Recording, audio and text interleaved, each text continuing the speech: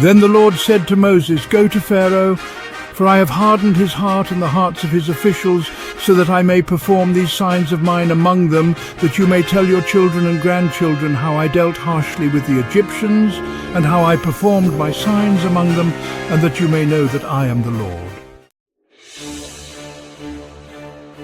This is what the Lord, the God of the Hebrews, says, "How long will you refuse to humble yourself before me? Let my people go so that they may worship me." If you refuse to let them go, I will bring locusts into your country tomorrow.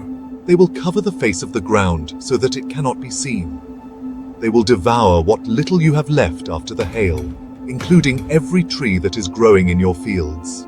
They will fill your houses and those of all your officials and all the Egyptians, something neither your parents nor your ancestors have ever seen from the day they settled in this land till now. Then Moses turned and left Pharaoh. How long will this man be a snare to us? Let the people go so that they may worship the Lord their God. Do you not yet realize that Egypt is ruined? Then Moses and Aaron were brought back to Pharaoh. Go, worship the Lord your God. But tell me who will be going. We will go with our young and our old, with our sons and our daughters, and with our flocks and herds, because we are to celebrate a festival to the Lord. The Lord be with you if I let you go, along with your women and children. Clearly you are bent on evil. No, have only the men go and worship the Lord, since that's what you have been asking for.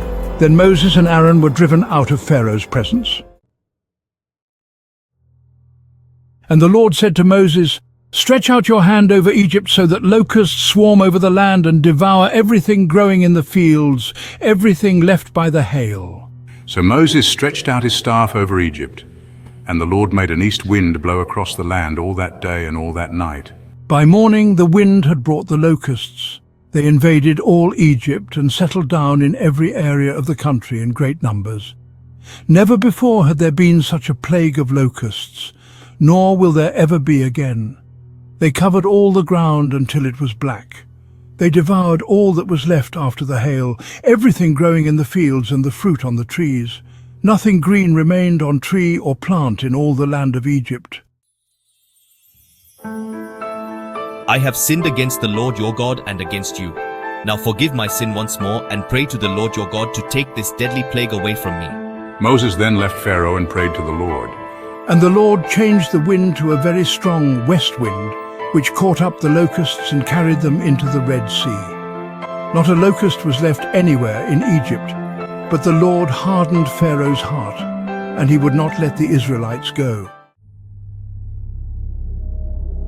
Then the Lord said to Moses, "Stretch out your hand toward the sky, so that darkness spreads over Egypt, darkness that can be felt." So Moses stretched out his hand toward the sky, and total darkness covered all Egypt for 3 days. No one could see anyone else or move about for 3 days. Yet all the Israelites had light in the places where they lived. Then Pharaoh summoned Moses and said, "Go, worship the Lord. Even your women and children may go with you. Only leave your flocks and herds behind." You must allow us to have sacrifices and burnt offerings to present to the Lord our God. Our livestock too must go with us, not a hoof is to be left behind. We have to use some of them in worshipping the Lord our God, and until we get there, we will not know what we are to use to worship the Lord. But the Lord hardened Pharaoh's heart, and he was not willing to let them go.